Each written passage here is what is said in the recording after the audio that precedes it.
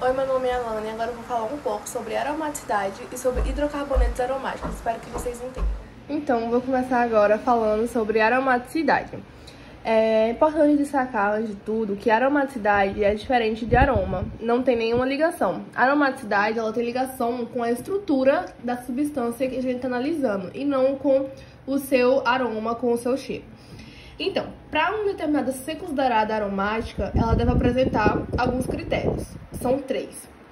O primeiro deles é que a substância ela deve ter uma nuvem cíclica e interrupta de elétrons π. Ou seja, a molécula deve ser cíclica, ela não deve ser aberta, como, por exemplo, esse daqui. O anel benzeno, ele é uma molécula cíclica, portanto, ele obedece o primeiro critério para aromaticidade. Aqui a gente pode ver, para a nuvem π ser cíclica, a molécula deve ser cíclica, como eu acabei de falar.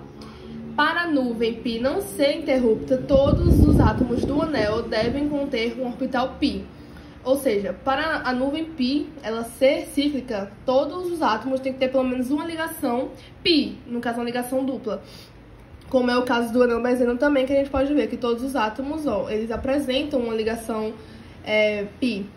O segundo critério para aromaticidade é que a substância ela deve apresentar hibridizações só do tipo sp2, como a gente pode analisar aqui também. Esse átomo de carbono ele é sp2, porque ele faz uma ligação dupla e ele tem duas simples, que ele está ligado aqui a um hidrogênio, que a gente não demonstra, não representa, mas a gente sabe que existe um hidrogênio aqui em cada átomo dessa ponta desse anel benzênico. Então, para a substância ela ser aromática nesse critério, ela deve apresentar todas as hibridizações do tipo sp2. Se tiver uma do tipo sp3, ela já não pode ser considerada aromática. Então, o último e o terceiro critério para a substância ela ser aromática é que a substância ela deve apresentar um número ímpar de pares de elétrons. Não é de elétrons, é um número ímpar de pares de elétrons. Como a gente pode ver aqui, por exemplo, a gente tem um par aqui e outro aqui, totalizando 3 pares de elétrons e 3 é um número ímpar. Então, portanto, obedece o terceiro critério para a substância ela ser aromática. Então, obedecendo esses 3 critérios, portanto, a gente tem uma substância aromática. Então, a gente aqui tem alguns exemplos para representar melhor, ficar mais fácil a compreensão. E o primeiro deles, como eu já havia falado aqui, é o anel benzeno, que ele é muito famoso. A gente pode ver que ele obedece todos os 3 critérios. O primeiro, que a substância ela deve ser cíclica, como a gente pode ver aqui, é uma molécula cíclica. A substância ela tem átomos com hibridizações só do tipo sp2, como a gente pode ver aqui também. Esse carbono ele é sp2, ele está fazendo uma ligação com hidrogênio, uma dupla e outra simples. Ou seja, sp2. Esse também, esse. Portanto, todos os átomos de carbono aqui têm ligações do tipo sp2, obedecendo o segundo critério. E ele também apresenta um número ímpar de pares de elétrons, como eu falei agora há pouco, né? Ele tem 3 pares de elétrons, obedecendo o terceiro critério. Portanto, o anel benzênico ele é uma substância aromática. Então, seguindo para o próximo exemplo aqui, a gente tem a isoquinolina, que também é uma substância aromática, porque ela obedece os 3 critérios. O primeiro, que ela é uma molécula cíclica, ela tem 2 anéis, mas ela não deixa de ser cíclica por isso. Ela tem hibridizações só do tipo sp2, né, porque é a mesma coisa do anel benzeno aqui, só tem átomos de carbono hibridizados em sp2, aqui não deixa de ser. Aqui a gente ainda tem um nitrogênio aqui, né, pra diferenciar que aqui a gente só tinha carbono, aqui a gente tem um átomo diferente, ou seja, portanto, essa molécula aqui, ela é uma molécula heterocíclica, porque ela tem átomos diferentes dos átomos de carbono, que é o nitrogênio. Mas esse nitrogênio não deixa de ser sp2, porque ele tá fazendo uma dupla com esse carbono daqui, tá fazendo uma ligação simples aqui, e ela tem 2 pares de elétrons que estão por aqui. Então, ela obedece, portanto, o segundo critério e obedece também o terceiro, porque a gente pode reparar que ela tem aqui, um par de elétrons, 2, 3, 4 e 5 pares. 5 é um número ímpar, então ela também obedece o terceiro critério e por isso ela é aromática. Indo para o próximo exemplo aqui, a gente tem o cátion cicloproplanila. Eita, cicloproplanila. E ele também é aromático, porque ele é uma substância cíclica, como a gente pode perceber aqui.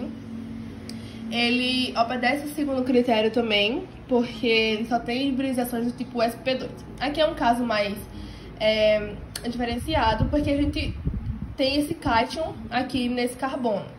Mas todos os carbocátions, eles são hibridizados do tipo sp2, porque aqui a gente tem uma ressonância, entendeu? Essa molécula aqui, essa ligação aqui, perdão, ela pode vir para cá e estabilizar esse carbocátion e deixando, portanto, uma carga positiva nesse carbono daqui.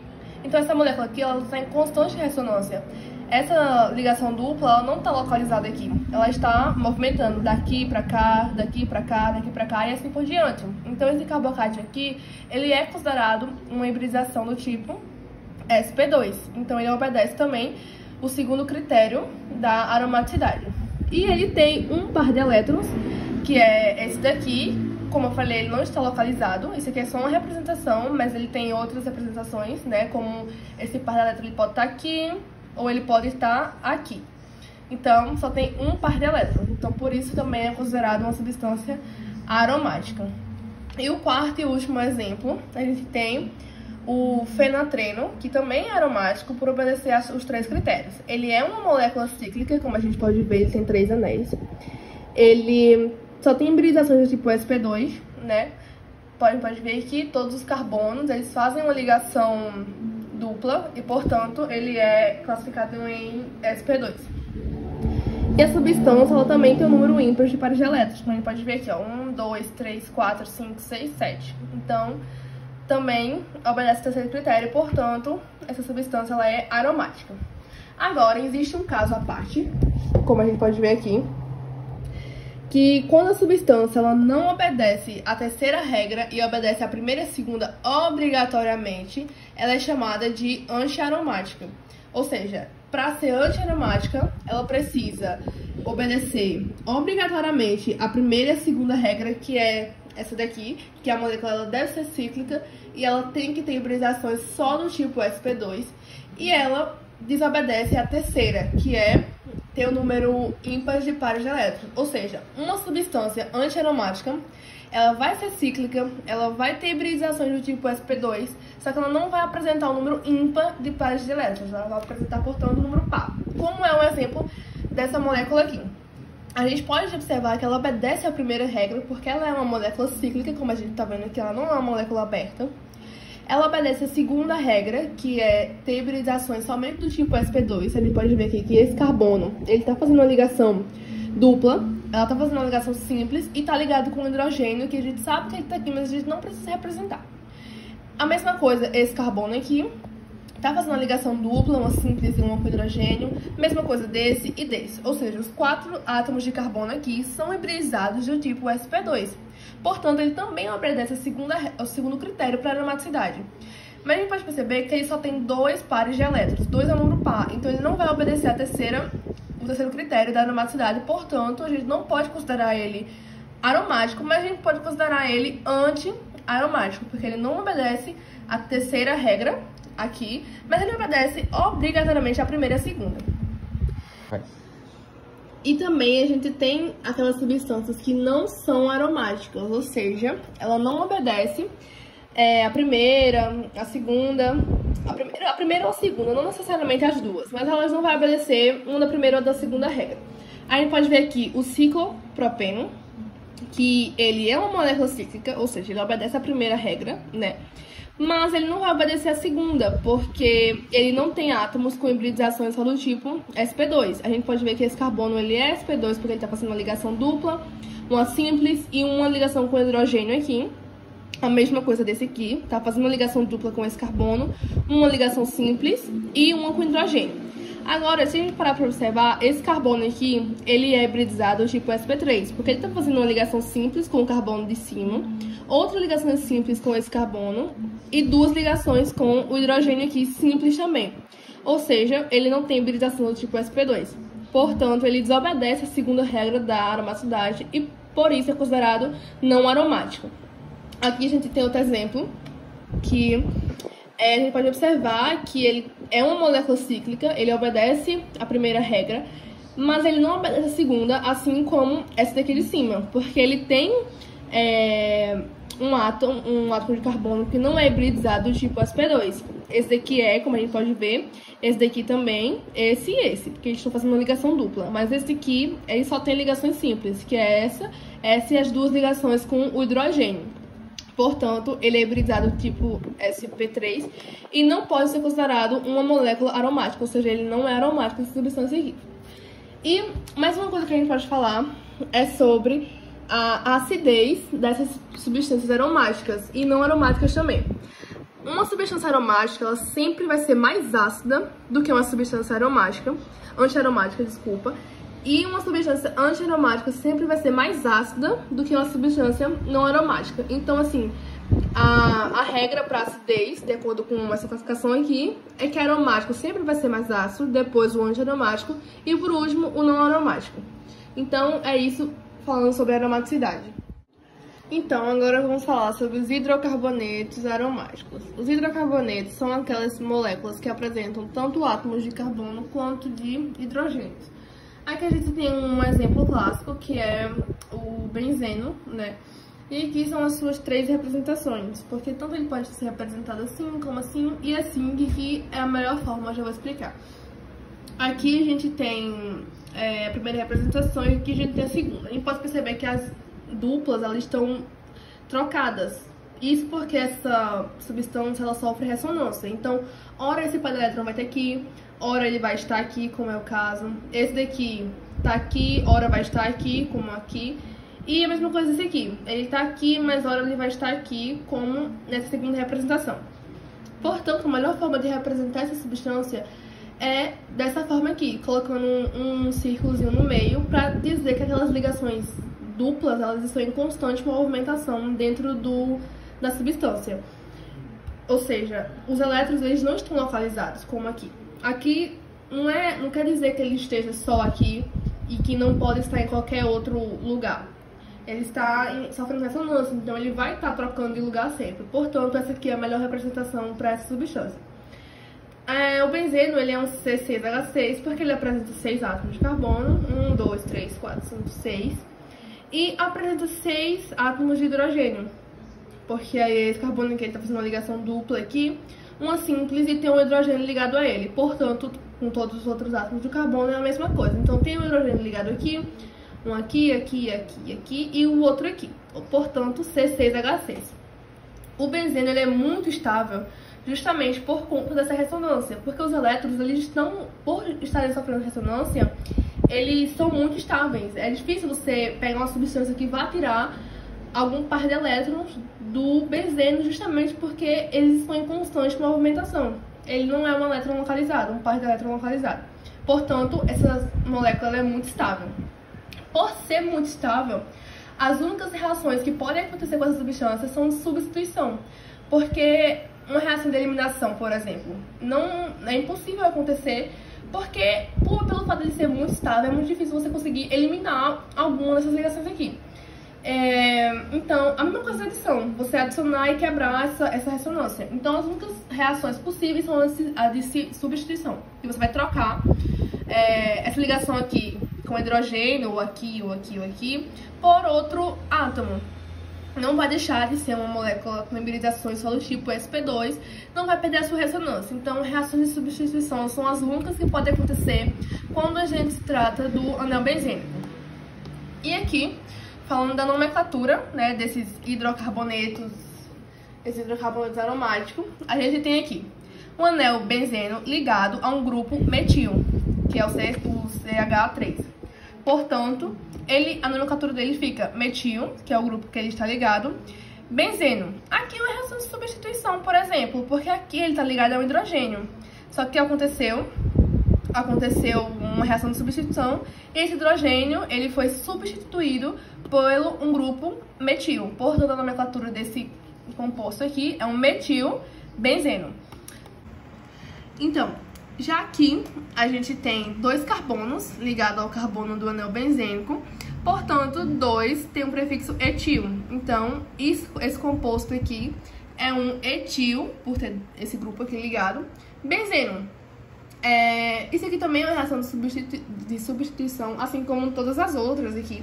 Porque aqui estava ligado ao hidrogênio e houve uma reação de substituição em que foi substituído por esse grupo aqui, etil.